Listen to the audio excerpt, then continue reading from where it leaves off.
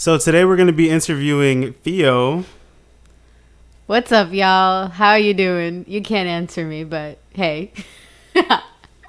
So I just had a few quick questions for you, if you don't mind sharing. I wouldn't. I would love to answer your questions. So can we start with, how was your upbringing, or like how did you grow up? Yeah, so I was actually born in Lima, Peru, and my family and we moved here in 2000, and I was 5 years old.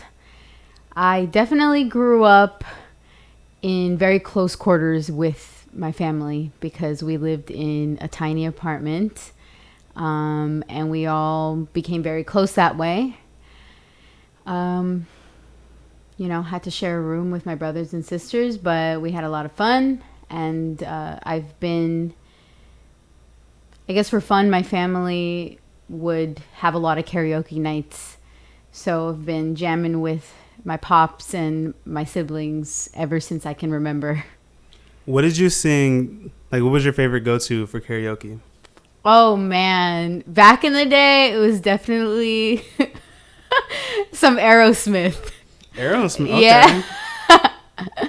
Yeah, it was that what was that movie? It was the Armageddon soundtrack. That's what we were rolling with back then. So would you say like you were singing Dream On, or like this is before that? What's the one? See, I should know this better, but it's I can stay awake just to hear you breathing. That's the one. So like my knowledge of Aerosmith goes back to, they had like a Guitar Hero Aerosmith game, and that's like all I know from them. Yeah. But when did you decide to take music seriously? I've been singing for my entire life, either doing like musical theater or choir, barbershop chorus, all that. But I think like many of us during the pandemic, we had a lot of free time and just time with ourselves. So in 2020 is definitely when I decided to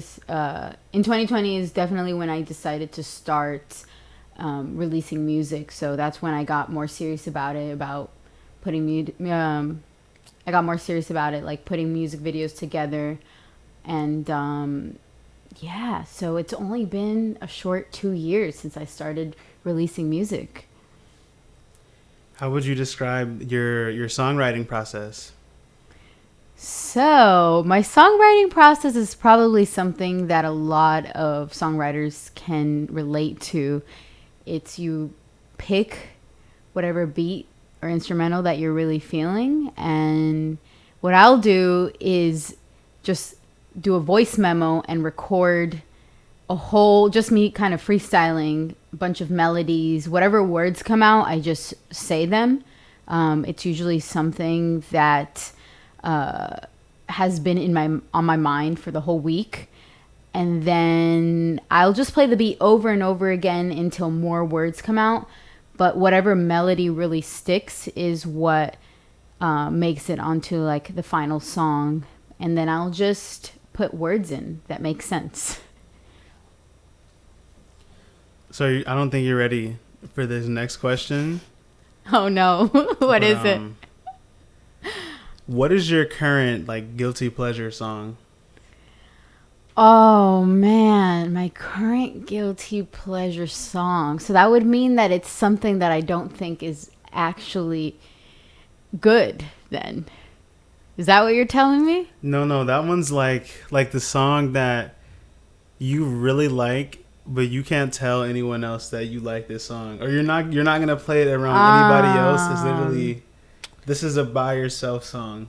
Like I know some people who will literally like drive around to like an anime soundtrack, but they would never share that. Okay. Well, I don't know. The TikTokers are probably going to come for me for this, but you already know it's got to be something from TikTok. Man, okay. You really got me saying this out loud. Okay. It's got to be Meet Me at the Spot, the live version. The live version. by The Anxiety, the Willow Smith and Tyler Cole, I think is his name. Yeah, that's the one. So really, this is a 2-part question. The other part to that is, will you sing some of it? Okay.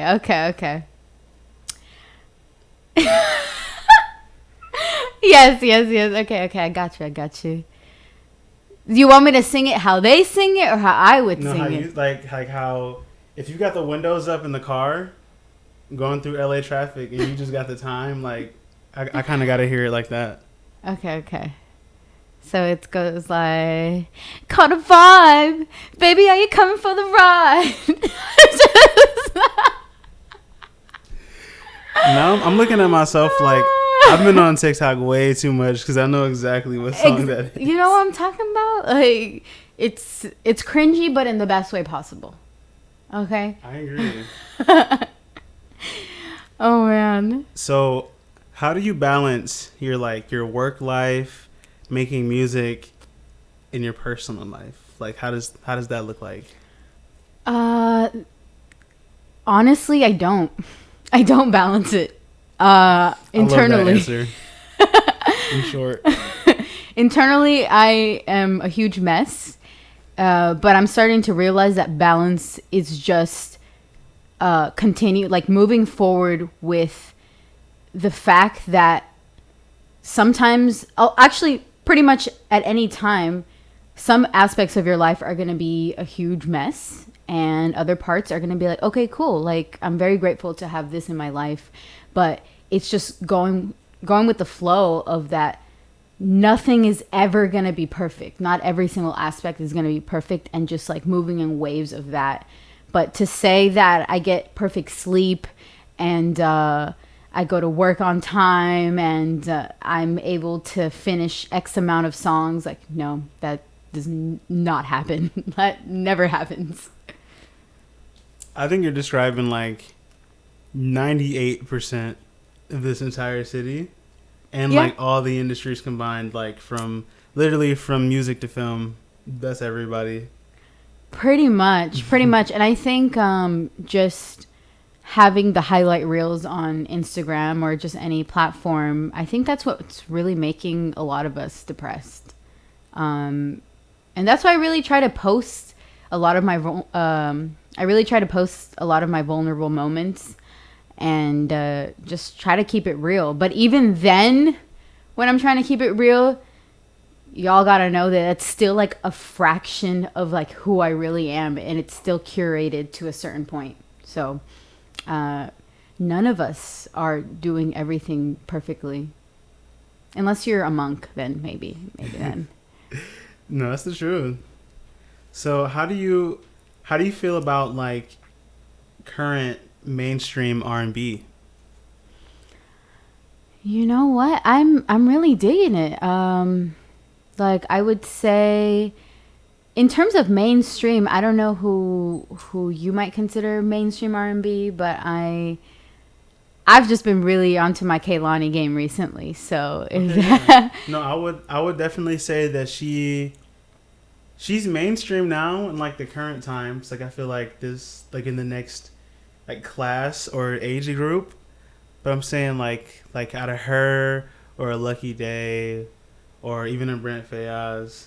Oh my gosh, love it all. I am here for it. I don't listen to them as much, but they're incredibly talented, and I hope they go really far, honestly. I mean, they're kicking ass right now, so yeah. What would you say your favorite out of all of your songs is? My favorite song, I think the story behind, I have a single called Changing, and that instrumental was made from just me humming. And it's like, I'm just thinking of this meme of like when you try to tell a producer how you want your song to sound, and it's just like, what are you even talking about? But yeah, it's called Changing, and I worked on that with my friend Loic, who is actually, he lives in Washington, and it was my favorite because we kind of just went through it like piece by piece. We didn't really try to rush it or anything. And it's the best produced one, honestly. I think the sound is the best out of all my songs. It's one that I connect to the most. And overall, it's a masterpiece. It's a masterpiece for me right now, okay? It's the 2022 Fio, okay? There's got to be tears, and that's my favorite.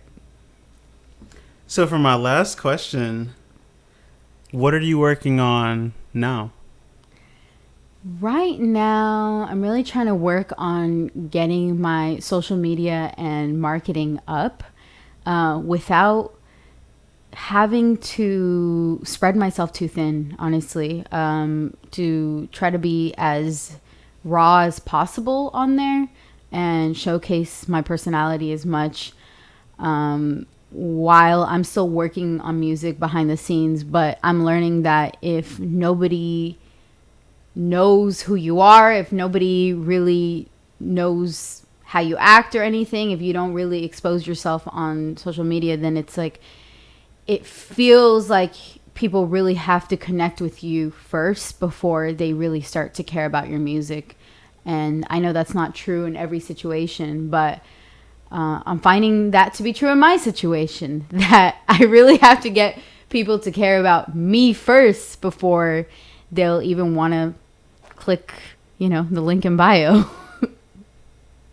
No, that really is the truth. And like, that's a really like, I think that's a really great and well-rounded answer, especially because I meet a lot of people in this industry who, without any accolades, they just kind of come with like a very like self-centered point of view about it. Like it's I'm already the greatest, so why am I not rich and famous yet?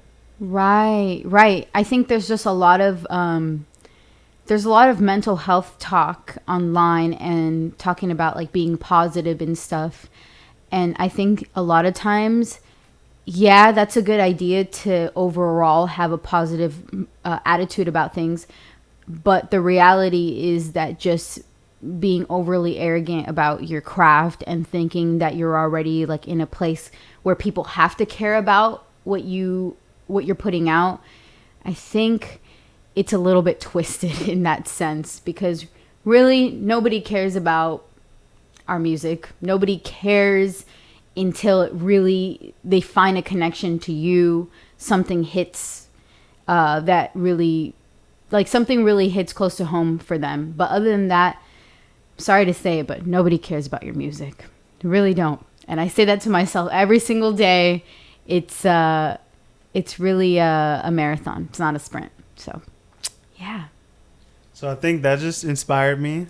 And anybody listening, you can't steal this idea if I don't get to it first. But I might just have to make stickers that say nobody cares about your music. Hey, it's true. Nobody cares. Nobody cares about your movie. No one cares about your music. No one cares about your paintings until, for whatever reason, it makes their little heart cry. And that's when they start to maybe care.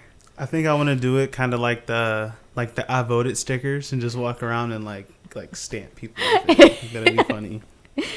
Man. I mean, that's a harsh reality, but I think once you can get really real with yourself is when you can start, making a little ripple in your craft. I agree. Well, thank you so much for your time. I really enjoyed our little interview, and I can't wait to see how far your journey takes you. Yeah, well, thank you for interviewing me. I feel honored, very flattered. Cut. Boom!